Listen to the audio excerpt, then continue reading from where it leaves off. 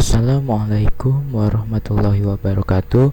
Nama saya Muhori Hidayat. Saya mahasiswa dari Universitas Pamulang, jurusan Teknik Mesin, Fakultas Teknik. NIM saya 191010350252. Di sini saya akan memaparkan sebuah materi tentang preventive maintenance. Adapun materi ini saya buat yaitu untuk memenuhi tugas dari mata kuliah Sistem Perawatan Mesin. Langsung saja kita masuk ke dalam materi. Perawatan preventif adalah pekerjaan perawatan yang bertujuan untuk mencegah terjadinya kerusakan atau cara perawatan yang direncanakan untuk pencegahan preventif. Perawatan dilakukan dengan jadwal yang teratur, sehingga kadang-kadang disebut sebagai perawatan yang direncanakan atau perawatan yang dijadwal. Fungsi penting dari cara perawatan jenis ini adalah menjaga kondisi operasional peralatan serta meningkatkan kehandalannya. Tujuannya adalah menghilangkan penyebab-penyebab kerusakan sebelum kerusakan terjadi. Perawatan yang terjadwal selalu lebih ekonomis daripada perawatan yang tidak terjadwal. Pekerjaan perawatan preventif ini dilakukan dengan mengadakan inspeksi, pelumasan, dan pengecekan peralatan seteliti mungkin. Frekuensi inspeksi ditetapkan menurut tingkat kepentingan mesin, tingkat kerusakan, dan kelemahan mesin. Inspeksi berkala ini sangat membantu pengecekan untuk menemui penyebab-penyebab yang menimbulkan kerusakan dan juga untuk mempermudah usaha perbaikannya melalui tahapan-tahapannya. Perawatan preventif mempunyai tujuan sebagai berikut. 1. Untuk mencapai tingkat kesiapan industri yang maksimum dengan mencegah kerusakan dan mengurangi periode waktu perbaikan menjadi seminimum mungkin. 2. Menjaga kondisi mesin sebaik mungkin untuk mempertahankan produk yang berkualitas tinggi. 3. Memperkecil tingkat kerusakan dan menjaga nama baik industri.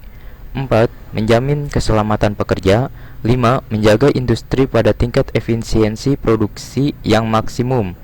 6. Mencapai semua tujuan tersebut dengan cara yang sangat ekonomis. Pekerjaan-pekerjaan dasar pada perawatan preventif. Pekerjaan-pekerjaan dasar pada perawatan preventif adalah inspeksi, pelumasan, perencanaan, dan penjadwalan pencatatan dan analisis, latihan bagi tenaga perawatan, serta penyimpanan suku cadang. A. Inspeksi. Pekerjaan inspeksi dibagi atas inspeksi bagian luar dan inspeksi bagian dalam. Inspeksi bagian luar dapat ditujukan untuk mengamati dan mendeteksi kelainan-kelainan yang terjadi pada mesin yang sedang beroperasi. Misalnya, timbul suara yang tidak normal, getaran, panas, asap, dan lain-lain. Sedangkan inspeksi bagian dalam ditujukan untuk pemeriksaan elemen-elemen mesin yang dipasang pada bagian dalam, seperti roda gigi, ring, packing, bantalan, dan lain-lain.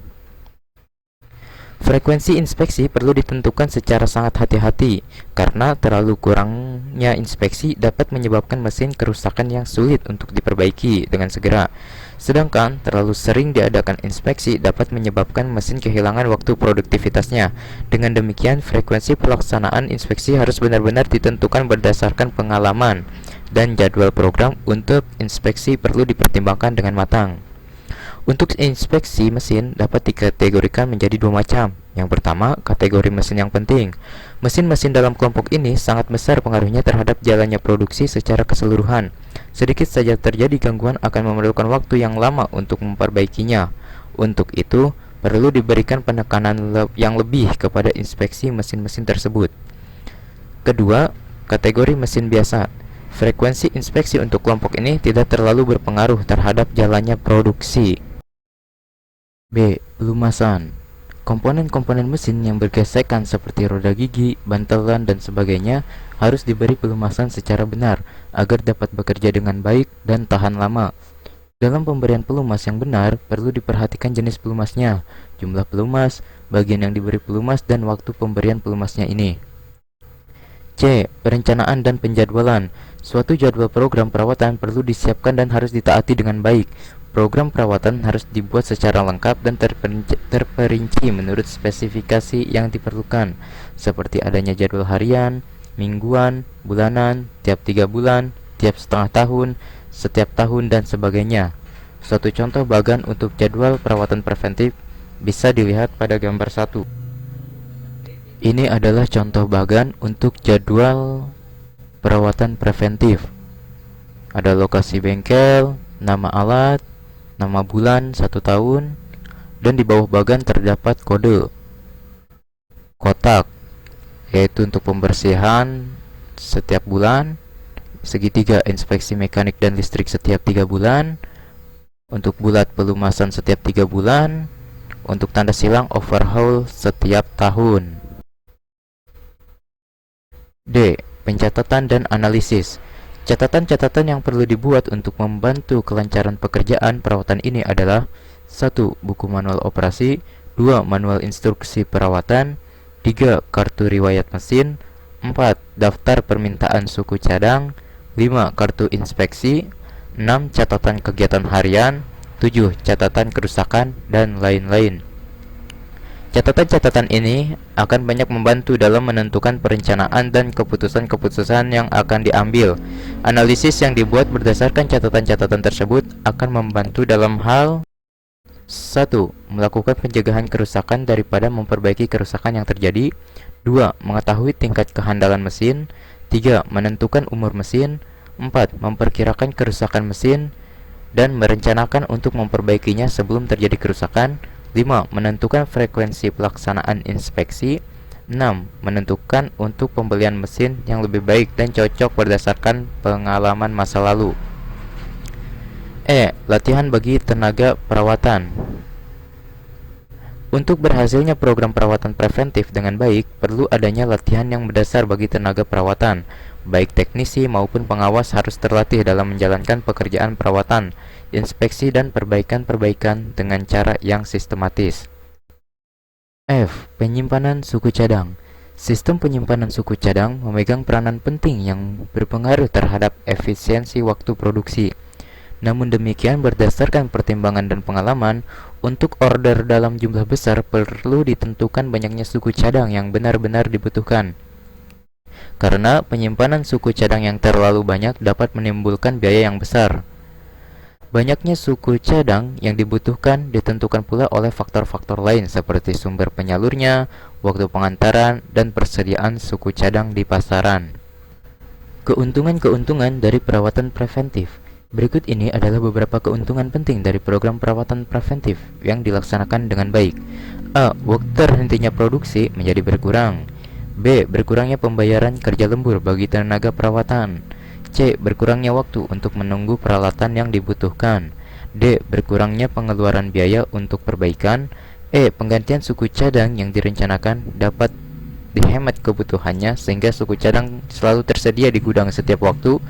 F. Keselamatan kerja operator lebih tinggi karena berkurangnya kerusakan. Prosedur pelaksanaan perawatan preventif.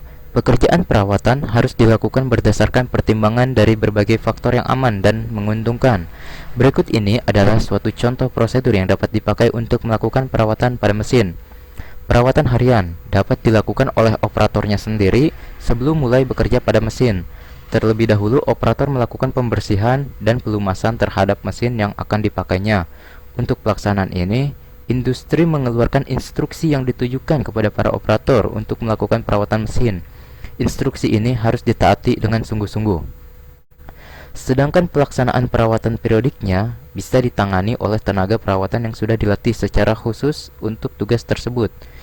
Periode waktu perawatan ini perlu ditentukan berdasarkan pengalaman terdahulu untuk mempercepat keterangannya. Dalam hal ini, instruksi pengoperasian mesin harus diikuti dengan benar oleh operator.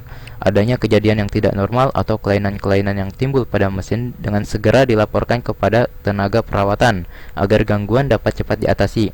Tindakan perbaikan harus segera dilakukan, jangan sampai menunda waktu. Sistem perawatan preventif. Program perawatan preventif ini mempunyai tujuan utama, yaitu inspeksi secara periodik pada mesin-mesin, pembangkit tenaga, dan bangunan-bangunan.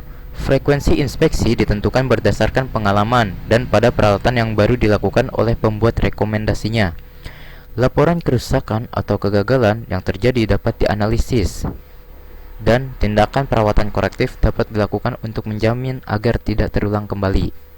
Setiap sistem perawatan preventif memerlukan sarana pencatatan berupa kartu-kartu dan formulir.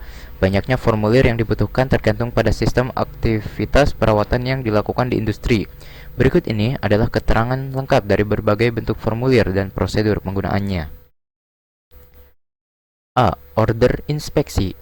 Gambar 1 menunjukkan contoh order inspeksi. Bagian yang diperiksa dapat diberi keterangan B. Baik, C. Cukup, atau K. Kurang. Setelah pemeriksa mengecek semua bagian komponen yang ada pada daftar menurut prosedurnya, kemudian alat dimasukkan ke bagian perbaikan umum dan dicatat tanggal inspeksinya. Pada sisi sebaliknya, dari kartu tersedia ruang untuk catatan mengenai penyetelan atau perbaikan yang dilakukan pada waktu pemeriksaan ataupun keterangan yang berkaitan dengan inspeksi peralatan. Keterangan-keterangan itu diperlukan untuk menambah data historis atau riwayat peralatan. Kartu order disimpan oleh Departemen Perawatan dan diarsipkan per bulan. Ini adalah salah satu contoh kartu order inspeksi. Ada nama bulan, ada prosedur inspeksi, tanggal inspeksi, dan diinspeksikan oleh, dan lain-lain. B. Catatan historis peralatan. Data yang dikumpulkan pada unit-unit peralatan sangat diperlukan oleh Departemen Perawatan. Selembar kartu disiapkan untuk memilih unit-unit, pekerjaan dan biaya material yang dihimpun. Kartu catatan ini menunjukkan pekerjaan inspeksi yang dilakukan setiap bulan. Pekerjaan pada unit-unit perlu dicatat tanggal pengerjaan, rencana pekerjaan yang mencakup daftar komponen yang akan diganti, dan suatu pengamatan yang dapat menunjukkan suatu nilai. C. Laporan kerusakan. Bagian perawatan perlu memperhatikan mengenai adanya laporan kerusakan dan perlu mengadakan penelitian untuk mengambil tindakan korektif yang dapat menjamin agar tidak terjadi kerusakan lagi.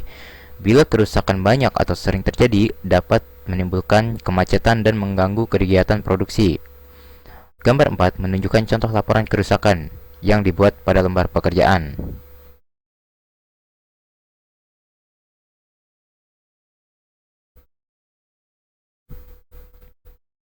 Bila terjadi kerusakan mendadak, bisa dilakukan prosedur berikut ini.